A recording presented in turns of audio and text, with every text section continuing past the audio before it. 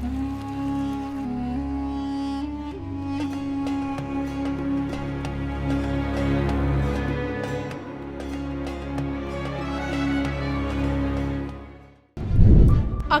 मृत्यु का भय। घर में अकाल मृत्यु न हो, मोक्ष की प्राप्ति हो और आपको किसी भी तरीके का अभाव न देखना पड़े। आप जिंदगी में, जीवन में अभावग्रस्त न हो। रुद्र की बीसी काल में मौत का तांडव। 12 के अप्रैल महीने से जो है आपकी जो है रुद्र की बीसी स्टार्ट, और ये 20 साल नेक्स्ट का मतलब 2032 तक रहेगी। अच्छा, 2012 से लेके 2032 तक रुद्र की बीसी, जो कि भगवान शिव को समर्पित होता है। हाँ, रुद्र भगवान शिव के गण हैं। मेन शिव के गण जो हैं वो रुद्र हैं। जब पृथ्वी पर पाप बहुत बढ़ जाता है जी, तो रुद्र जो है भगवान शिव के जो गण हैं, फिर वो पाप का जो है, पापियों का जो है अंत करते हैं। शनि की वक्री चाल में महायुद्ध। शनि जो वक्री हैं आपके 13 जुलाई से हो जाएंगे, और 13 जुलाई के बाद ये जो टेंशन्स जो हैं युद्ध की, वर्ल्ड वार की जो है बढ़ना शुरू हो जाएंगी, जिसकी भविष्यवाणी मैंने 6 साल पहले कर दी थी कि ये जो है वर्ल्ड वार 3 की जो है तैयारी है, और उसमें कौन कौन सी कंट्री आएंगी। खंड खंड होते मुल्कों में तख्ता पलट।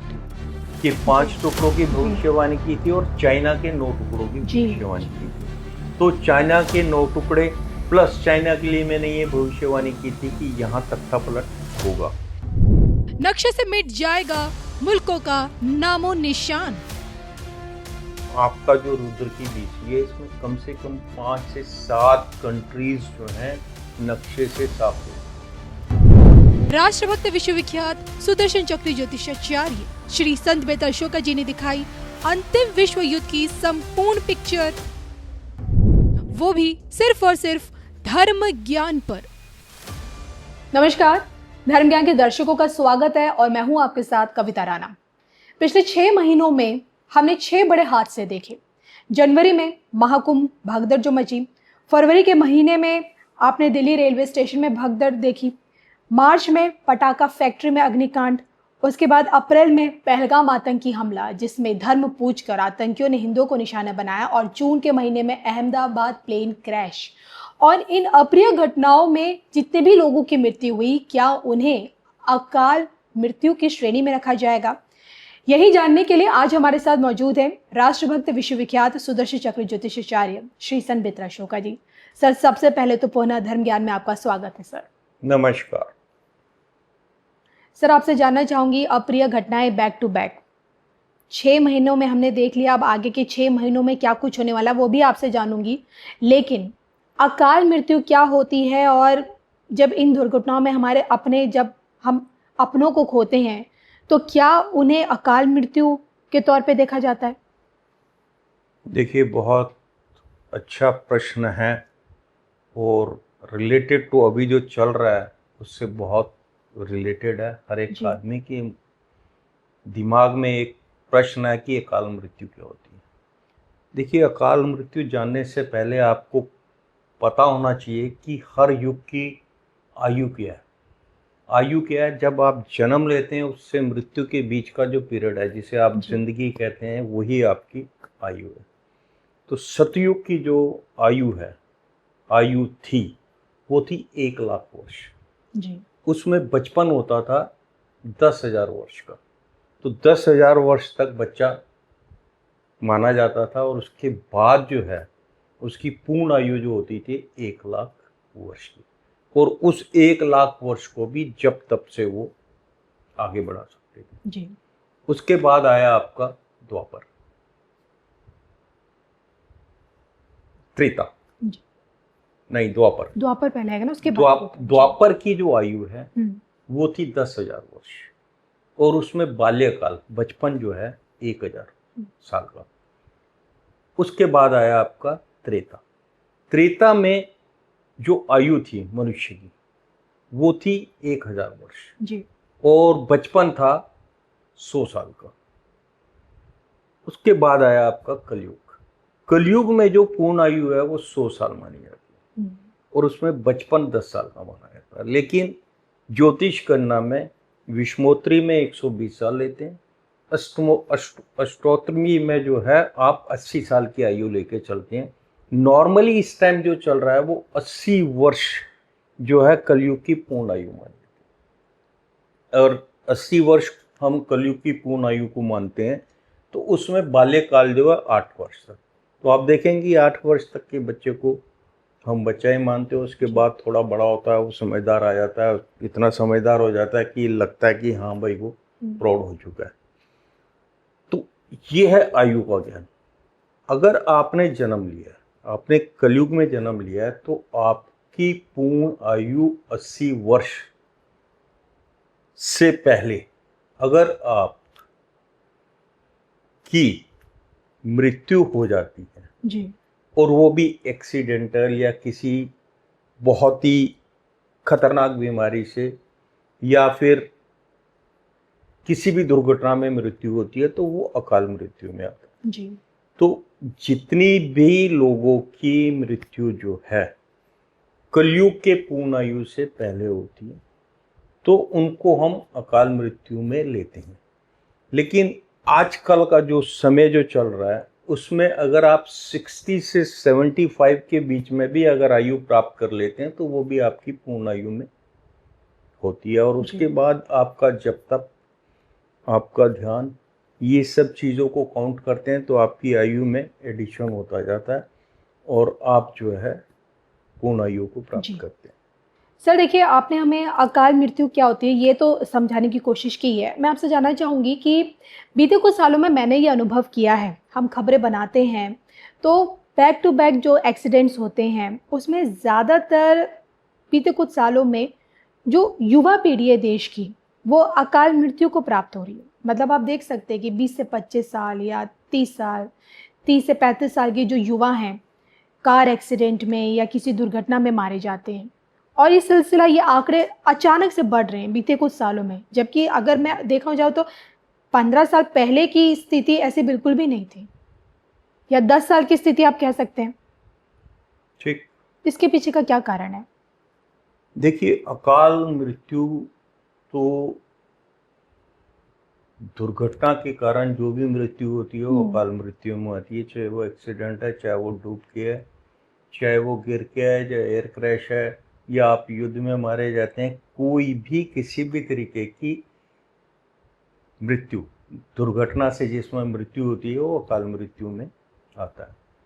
अब आपको यहाँ प्रश्न ये करना चाहिए कि पिछले 15 साल में जो आपने स्टडी किया है उसमें अकाल मृत्यु की दर जो बढ़ रही है। बुजुर्गों की तुलना में युवाओं की मृत्यु दर ज़्यादा नजर आ रही है। ज़्यादा नजर आ रही है।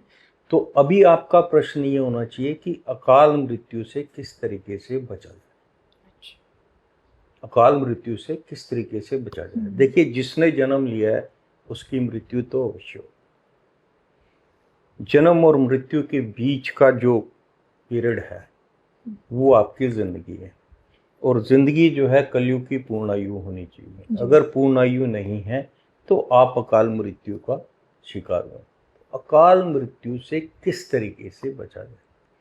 देखिए, हमारे पास वेद शास्त्रों में हर चीज़ का समाधान है। आप अकाल मृत्यु से बच सकते हैं। और सबसे बड़ा दंश जो है माँ बाप को होता है अकाल मृत्यु का। कई बार बच्चा जन्म लेता है, 10 साल 15 साल के अंदर दुर्घटना में चला जाता है। प्राइम एज में 25 से 28-30 के बीच में एक्सीडेंट से चला जाता है, या फिर शादी शुदा होने के बाद छोटे छोटे बच्चे होते हैं, दुर्घटना होती है, चला जाता है। तो ऐसी दुर्घटनाएं ना हो, इससे बचने के लिए माता पिता को क्या करना है जी। अगर वो हमारे शास्त्रों के अनुसार चाहे जो मैं बता रहा हूँ उसको फॉलो करते हैं, तो अकाल मृत्यु से जो है उनको जो है अकाल मृत्यु का दंश देखने को नहीं मिलेगा। अकाल मृत्यु जो चला गया उसे तो कोई दुख नहीं, जिसकी मृत्यु होगी उसका तो छुटकारा हो गया, उसने अपना हिसाब किताब पूरा किया और वो चला गया। लेकिन पीछे जो है उनको अकाल मृत्यु का जो दंश सहन करना पड़ता है उससे कैसे बचा जाए। Okay okay. देखिए,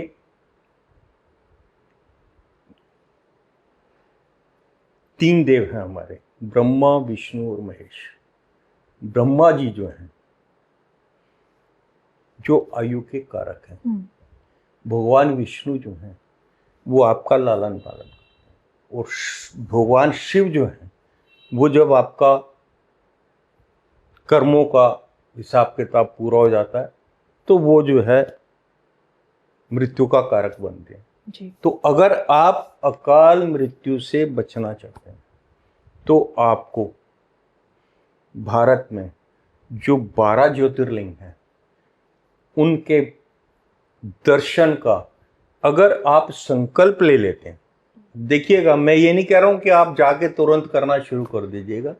आप संकल्प ले लेते हैं, आपकी आयु 50 साल की है या 55 साल की है, तो आपके बच्चे छोटे छोटे हैं, कोई 12 साल का होगा, 15 साल का होगा, 20 साल के आसपास होगा, तो आपको वो दंशना देखना पड़े अकाल मृत्यु का। तो उसके लिए आप संकल्प लीजिएगा कि मैं अपने जीवन काल में जी।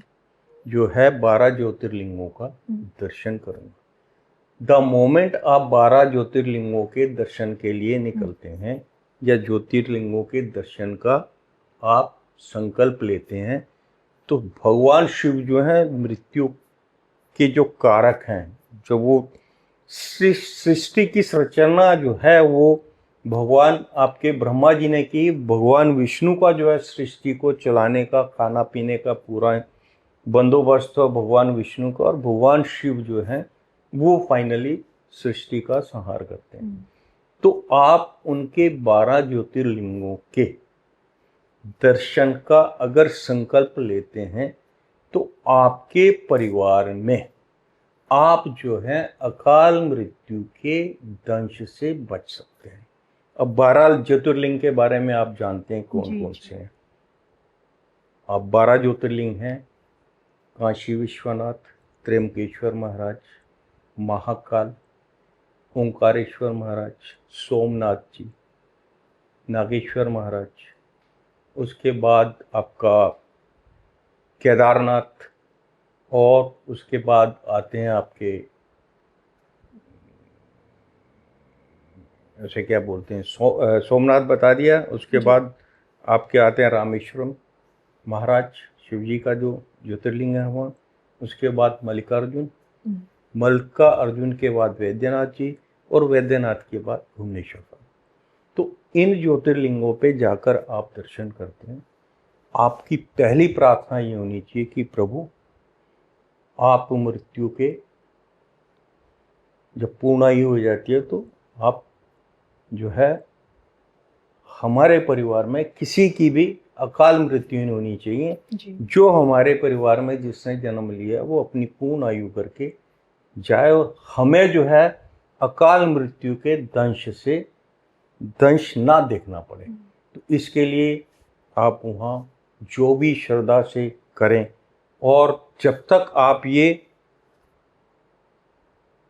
12 ज्योतिर्लिंगों के दर्शन नहीं करते तब तक आप ओम नमो शिवाय मंत्र का जाप रेगुलर करते रहें, चाहे 10 माला करें चाहे 11 माला करें, तो आपके परिवार को, आपके घर में अकाल मृत्यु का दंश आपको देखने को नहीं मिलेगा।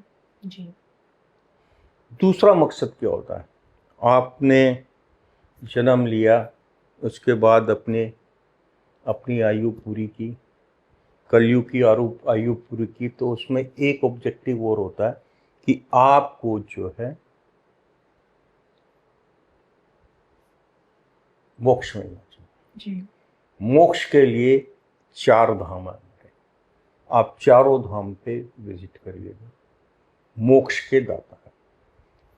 इन बिटवीन आपका घर का सब चीज़ें जो हैं ठीक ठाक चलती रहें, उसके लिए हमारी जो है नवदुर्गा हैं, 9 देवी हैं जी। उनका आह्वान कीजिएगा।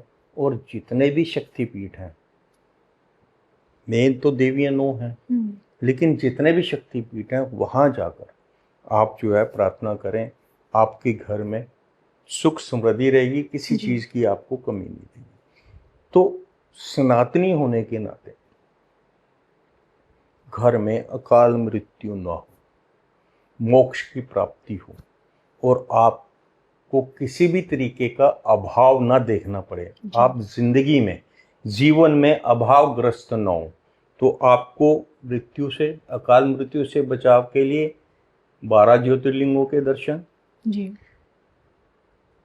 आपको समृद्धि के लिए नवदुर्गा, जी। आपको मोक्ष के लिए चारों धाम की यात्रा, इसका संकल्प जो है अपने जीवन में लेके पूरा भी करना है। इसका संकल्प जीवन में लेके आपको पूरा भी करना है। अगर बाई दी वे आपने संकल्प लिया, आपने अपने परिवार को बता दिया कि बेटे मैंने ये संकल्प लिया हुआ है, और आप वो संकल्प पूरा नहीं कर पाते, तो फिर जो आपका बड़ा बेटा है या बड़ी बेटी है, जी। जैसे भी आपके परिवार में हैं, जो वो हैं, उनका वो दायित्व तो बनता है कि आपके बचे हुए संकल्प को पूर्ण पूरा करें। बिल्कुल सर, इसी कड़ी में मैं अब आपसे जानना चाहूँगी कि 6 महीने की पिक्चर हम देख चुके हैं, अब आगे की 6 महीने की पिक्चर क्या और भी ज़्यादा डरावनी है? आपको क्या लगता है? बिल्कुल, आपने जो प्रश्न पूछा है बिल्कुल वाजिब है। देखिए, इस समय जो है रुद्र की बीसी चल रही है और ये 13वां वर्ष है। रुद्र की बीसी जो है 20 वर्ष की होती है और 2002 से स्टार्ट हुई है। 2012 से स्टार्ट हुई है। 2012 के संवत को लेंगे तो अप्रैल महीने से, 2012 के अप्रैल महीने से जो है आपकी जो है रुद्र की बीसी स्टार्ट हुई है और ये 20 साल, नेक्स्ट का मतलब 2032 तक रहेगी। अच्छा, 2012 से लेके 2032 तक रुद्र की बीसी बीसी, जो कि भगवान शिव को समर्पित होता है। हाँ, रुद्र भगवान शिव के गण हैं, मेन शिव के गण जो हैं वो रुद्र हैं। जब पृथ्वी पर पाप बहुत बढ़ जाता है जी, तो रुद्र जो है भगवान शिव के जो गण हैं, फिर वो पाप का जो है, पापियों का जो है अंत करते हैं और उससे बचने के लिए जो मैंने चीज़ें बताई हैं उनका आपको पालन करना है। अकाल मृत्यु से बचेंगे। युद्ध अकाल मृत्यु का कारक है। अभी अगर आप देखेंगे तो रुद्र की बीसी में आप देखिएगा, पहला जो इंडिकेशन छोटा सा जो आपको आया वो था कोरोना। जी। कोरोना ने कितने लोग लिए, कोरोना में कितने लोगों की मृत्यु हुई? जी। टोटल वर्ल्ड में 50 लाख से ऊपर मृत्यु हुई है। और उससे बड़ा जो है वो जो है ये 13वीं आपकी रुद्र की बीसी में जो महायुद्ध के जो बादल हालात बने हुए हैं जी। जो आपके 13 जुलाई से लेके 28 नवंबर के बीच में जब शनि वक्री होंगे तो ये जो चीज़ें हैं ये अपनी पीक पे रहेंगी। तो आपको संकल्प तो ले लेना चाहिए ताकि कोई भी व्यक्ति जो इस आपदा से त्रस्त ना हो और अकाल मृत्यु का शिकार ना हो। जी। जो इस चीज़ को नहीं मानते, अब देखिएगा कि इस समय जो है जो कंट्रीज इसमें इन्वॉल्व हैं, अगर आप शनि को लेके चलते हैं, शनि जो वक्री हैं आपके 13 जुलाई से हो जाएंगे और 13 जुलाई के बाद ये जो टेंशन्स जो हैं युद्ध की, वर्ल्ड वार की जो है बढ़ना शुरू हो जाएंगी, जिसकी भविष्यवाणी मैंने 6 साल पहले कर दी थी कि ये जो है वर्ल्ड वार 3 की जो है तैयारियां और उसमें कौन कौन सी कंट्री आएंगी जी। उसमें मेन कंट्रीज जो हैं, देखिए इस समय जो है शनि जो है मेष राशि पे, धनु राशि और आपके सिंह राशि पे लोहपात से है और शनि की 7.5 जो है मीन राशि पे, मेष राशि पे और कुंभ राशि पे। तो मेष राशि तो कॉमन होगी, एक तो लोहपात हो गया, दूसरा उस पे जो है शनि की 7.5। तो 5 राशियां जो है मेन इफेक्टेड है, ढाई और 7.5 दोनों की मिला के पहले दूसरा लोपाद भी है। पहली है मेष, दूसरी सिंह, फिर धनु, फिर उसके बाद जो है कुंभ और उसके बाद मीन। ये 5 राशियां मेनली इफेक्टेड। अगर आप नजर दौड़ाते हैं तो इस समय जो वर्ल्ड वार के जो बादल बन रहे हैं उसमें जो मेन कंट्रीज इन्वॉल्व हैं, या तो इनको टॉप शॉट्स इन्हीं राशियों में आते हैं जी, या फिर इन कंट्रीज की राशियां ये हैं, क्योंकि ये शनि की डायरेक्ट दृष्टि में है। और वहां पर जो विनाश हो रहा है, अब ईरान है, ईरान की मेष राशि बनती है, और ईरान के जो खुमैनी है, अली कुछ करके उनका नाम है, तो उनकी भी मेष राशि बनती है। आप आ जाइएगा इजराइल की भी मेष राशि बनती है। नेतान्याहू का पूरा नाम अगर आप देखें बेंजामिन, तो वो उसमें नहीं आते, लेकिन जो है कंट्री जो है मेष राशि में आती। अमेरिका मेष राशि में आती जी। लेकिन डोनाल्ड ट्रंप जो है मीन राशि के हैं। तो मेन जो है मीन राशि वालों के लिए शनि जो है पूरे 7.5 साल बहुत खतरनाक रहता है। तो आपके जो डोनाल्ड ट्रंप का जो कार्यकाल रहेगा वो अमेरिका और पूरे विश्व के लिए एक बहुत बड़ा क्वेश्चन मार्क रहेगा। मतलब आप ये कहना चाहते हैं कि ट्रम्प का जो ये सेकंड जो टेन्योर है एज अ प्रेसिडेंट अमेरिका के भविष्य के लिए खतरनाक रहेगा। अमेरिका के भविष्य के लिए और पूरे वर्ल्ड के लिए बहुत खतरनाक है। इनके कुछ डिसीजंस ऐसे होंगे जिसमें जो है ये वर्ल्ड वार 3 के जो बादल हैं ये आपके जो हैं किसी भी तरीके से जो है फट सकते हैं। और वर्ल्ड वार 3 के अगर बादल फटते हैं तो उसमें अभी आप देखे लिए हैं कि सुपरसोनिक मिसाइल्स तो चल ही रही हैं, उसके बाद एटॉमिक पावर का भी यूज होगा। कई लोग सर ऐसे हैं जो अमेरिका को लेकर दावे कर रहे हैं, भविष्यवाणी कर रहे हैं कि यूनाइटेड स्टेट यूनाइटेड नहीं रहेगा, खंड खंड हो जाएगा। अमेरिका शक्तिशाली देश, मतलब मेरे लिए बहुत इम्पॉसिबल है इमेजिन करना कि अमेरिका टूट जाएगा। देखिए अमेरिका के लिए तो नहीं कह सकता मैं, क्योंकि उसके लिए मैंने कोई ऐसी भविष्यवाणी नहीं की है, लेकिन 6 साल पिछले 5-6 ईयर्स में मैंने पाकिस्तान के 5 टुकड़ों की भविष्यवाणी की थी और चाइना के 9 टुकड़ों की भविष्यवाणी की थी। तो चाइना के 9 टुकड़े प्लस चाइना के लिए मैंने ये भविष्यवाणी की थी कि यहाँ तख्ता पलट होगा। और कुछ कंट्रीज में जो है आपका विशेष तख्ता पलट के जो है योग हैं, उसमें है आपकी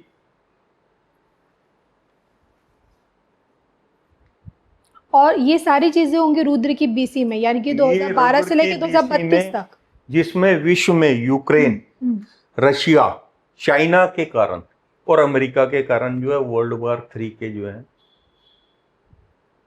जो बादल कभी भी फट सकते हैं। और आप ये देखिएगा कि जब बादल फटता है, जहां फटता है वहां तहस नहस होती, कुछ नहीं बचता। तो ये जो है वर्ल्ड वार अगर होता तो इसमें एटॉमिक पावर यूज होगी। एटॉमिक पावर अगर यूज होती है तो डिस्ट्रक्शन जो है बहुत हैवी होगा। आपने कोरोना काल देखा है, उसमें 50 लाख से ऊपर लोगों की मृत्यु हुई है, लेकिन ये वर्ल्ड वार 3 जो है रुद्र की 13वीं बीसी, जिसका मालिक जो है राहु है, और शनि जो है इस समय जो है आपके मीन राशि में चल रहे हैं, लेकिन जैसे ही ये आपके मेष राशि में आएंगे तो अपनी नीच राशि में आने के बाद और शनि की साथ में 13वीं बीसी का जो कॉम्बिनेशन होगा, राहु और शनि के कॉम्बिनेशन में, ये जो मैंने 5 राशियां बताई हैं, मेष, सिंह, धनु, कुंभ और मीन, ये 5 राशियों के जो लोग हैं उनको भी अपने भविष्य के लिए जो है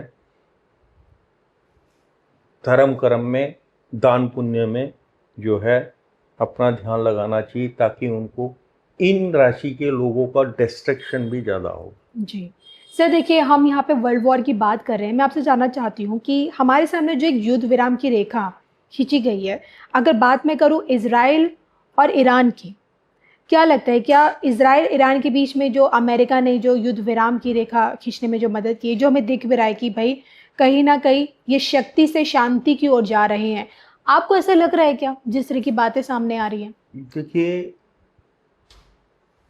जो सामने है जो मीडिया में है और जो एस्ट्रोलॉजिकल कैलकुलेशन है वो उसके बिल्कुल टोटली डिफरेंट है। एस्ट्रोलॉजिकली रशिया, रूस will be proactive to push the button. Russia जो है सबसे ज़्यादा प्रोएक्टिव कंट्री होगी जब एटॉमिक पावर को यूज़ करना होगा। सारी संधियां, सारी चीज़ें वो भूल जाएंगे। सेम चीज़ जो है ईरान इजराइल के बीच में भी होगा, क्योंकि रशिया में मिस्टर पुतिन है, जी। इधर अमेरिका और डोनाल्ड ट्रंप के लिए भी यही है। तो ये किसी भी टाइम जो है बटन पुश कर सकते हैं। ये भी हो सकता है ये एक दूसरे के अगेंस्ट नहीं, किसी के कंधे पर सवार होके ये जो एटॉमिक वार करवा दें। तीसरा, मैंने ये भविष्यवाणी की थी अभी लेटेस्ट जो पास्ट में आप देखेंगे कि फाइनली जो है ये जो है वर्ल्ड वॉर 3 जो है वो नूरा कुश्ती होगी in between Russia and America. Final जो इसका जो ऑब्जेक्टिव है वो है हथियारों को बेचना। वर्ल्ड वॉर 3 होगा, एक से एक टॉप के सुपरसोनिक मिसाइल्स का यूज होगा और सब ऑटोमेशन पे होगा। ये एक चीज़ सामने नज़र आ जाएगी कि भाई जिसके पास जितने ज़्यादा हथियार हैं वो उतना पावरफुल है। और इस वार के बाद ये जो चल रही है ये वर्ल्ड वार में कन्वर्ट होगी, वर्ल्ड वार 3 में जी। और वो जो है 13वां साल चल रहा है। BC मतलब नेक्स्ट 7 ईयर्स आपके पास हैं, 25 और 7 32। 2032 में रुद्र की BC खत्म होगी। 2032 से पहले जो है विश्व युद्ध के कारण बहुत बड़ा तहस नहस होगा और जिसके कारक जो हैं, जो मैंने आपको इनिशियल्स बताए हैं, जो मैंने आपको राशियां बताई हैं, इनके कारण जो है ये विश्व युद्ध होगा। फाइनली इसके बाद में फिर वो ये ऑब्जेक्टिव हथियार बेचना। डिस्ट्रक्शन के बाद हर एक आदमी सोचता है कि उसकी फर्स्ट प्रायोरिटी होती है कि उसके बजट का 40% जो है हथियार खरीदने में या मैन्युफैक्चरिंग में। जी सर, इन सब के बीच अभी हाल ही में पूरी पीठ के शंकराचार्य निशिलानंद सरस्वती महाराज जी का एक बयान आया और उन्होंने अपने बयान में एक सांकेतिक भविष्यवाणी की कि आप ये मत समझिए कि अभी भारत शीतलता के ओर पर है। और उन्होंने पीएम मोदी की तुलना शेर से की और ये बताया है कि अगर शेर 2 कदम पीछे आता है तो उसकी अटैक करने की जो तीव्रता होती है वो 2 गुनी बढ़ जाती है। तो वो ये कहना चाहते हैं कि अगर हम ये सोचें कि भारत पाकिस्तान के बीच में सीज फायर लगा हुआ है तो ऐसा नहीं है, युद्ध अभी ख़त्म नहीं हुआ है, होगा। मतलब इस खामोशी के पीछे कोई बड़ा तूफान आने वाला है, यानी कि युद्ध होकर रहेगा भारत पाकिस्तान के बीच। और आप भी कई बार बता चुके हैं। देखिए, इंडिया और पाकिस्तान में युद्ध की शुरुआत कभी भी भारत ने नहीं जी। अभी तक का जो रिकॉर्ड है, ये भी जो आपका जो ऑपरेशन सिंदूर हुआ है इसमें युद्ध की शुरुआत नहीं थी। इंडिया ने पहले वार्न करके ये बोला कि भैया आपके आतंक के ठिकाने यहाँ हैं, आप उनको जो है जी अपने देश से हटाइएगा और आतंकवाद हट जाएगा तो हम आपसे एक टेबल पे बैठ के बात कर सकते हैं। Otherwise Modi ji is very proactive leader. अगर आप जो है हद पार करेंगे तो फिर आपको जो है उसका जो है खामियाजा भुगतना दुनिया पड़ेगा। आपसे जानना चाहते हैं कि इसी रुद्र की BC में क्या भारत और पाकिस्तान डायरेक्ट वॉर में आएंगे? देखिए, 4 वॉर हमने देखी डायरेक्ट वॉर में जिसमें पाकिस्तान ने मुक्की खाई है। भले ही पाकिस्तान की तरफ से आतंकवाद आता है, वो एक प्रॉक्सी वॉर लगी रहती है, लेकिन डायरेक्ट वॉर क्या 5वीं बार हमें दिखेगी? देखिए, पाकिस्तान किसी भी हालत में भारत का सामना नहीं कर सकता डायरेक्ट वॉर में। हाँ, वो प्रॉक्सी वॉर में इन्वॉल्व रहेगा जी। कभी वो चाइना का बेस बना लेगा पाकिस्तान में, कभी अमेरिका का बेस बना लेगा और अमेरिका और चाइना दोनों जो है पाकिस्तान को एज ए कठपुतली यूज करेंगे। कभी भी गलती से अब अगर पाकिस्तान जो है डायरेक्ट वॉर में आता है तो विद इन अ वीक जो है he will be out of the map. जी। और ये जो आपका जो रुद्र की बीसी है इसमें कम से कम 5 से 7 कंट्रीज जो हैं नक्शे से साफ हो। वर्ल्ड वार होता तो डेफिनेटली जहां वर्ल्ड वार होगा, जहां जो है वर्ल्ड वार 3 का बादल फटेगा, जहां पे एटॉमिक वार स्टार्ट होगी, वो तो कंट्रीजों का नाम निशान निकल ही जाएगा। और वो कंट्रीज मैंने आपको बताई दी, जिन कंट्रीज में बहुत ज़्यादा एशिया में जो अगर वर्ल्ड वार युद्ध का माहौल बनता है तो वो इंडिया पाकिस्तान के बीच में है। चाइना ताइवान भी हो सकता है, जी जी, चाइना ताइवान या इंडिया पाकिस्तान, बाकी यूरोपियन कंट्रीज का तो आपको पता। बिल्कुल सर, रुद्र की इसी बीसी में जिस तरह से आपने कहा ना कि हमें तृतीय विश्व युद्ध देखने को मिलेगा, तो इस तृतीय विश्व युद्ध में हम क्या ये समझे कि भारत को भी अत्यधिक नुकसान होगा? बिल्कुल, जब विश्व युद्ध होगा तो नुकसान तो होगा। भारत के खंड खंड होने वाली चीजें तो नहीं आएंगी सामने? नहीं, खंड खंड भारत नहीं होगा। ये भारत का सौभाग्य है कि हमारे पास मोदी जी जैसे प्रोएक्टिव नेता हैं। जी, मोदी जी ने सफाई अभियान जो है स्टार्ट कर दिया है। जो 2.5 फ्रंट जो बोला था, एक फ्रंट सामने हमारी चाइना बैठा हुआ है, सेकंड में फुल फ्रंट हम पाकिस्तान को मानते हैं, लेकिन पाकिस्तान फुल फ्रंट नहीं है, उसका आधा फ्रंट हमारे भारत में ही है, जो भारत में रहकर भारत का खाते हैं लेकिन गुण जो है पाकिस्तान के खाते हैं। तो उनका भी सफाई जो है वो अब स्टार्ट हो जाएगी। उन ये जो बांग्लादेशी हैं, ये जो रोहिंग्या हैं, इनको भारत जो है प्रॉपरली जो है यहाँ से बाहर निकालेगा। आप दिल्ली देखिएगा, हमें ऐसे लीडरशिप की बिल्कुल ज़रूरत नहीं है जो अपने देश को अपने वोट बैंक के कारण धर्मशाला बना देता है, कबाड़ा बना देता है। दिल्ली का जो हालत वोट बैंक के लिए जो है पास में जो सीएम थे उन्होंने की है, आप देखिएगा उसको सफाई करने में कितना टाइम कष्ट हो रहा लगेगा। है। बिल्कुल, उसमें गेहूं के साथ घुन भी पिसता है। अब जो बांग्लादेशी और आपका जो रोहिंग्याज हैं, उन्होंने जहाँ बस्तियां बना रखी हैं वहाँ कुछ लोग ऐसे भी होंगे जो ना तो बांग्लादेशी और ना रोहिंग्या, लेकिन they will have to face the.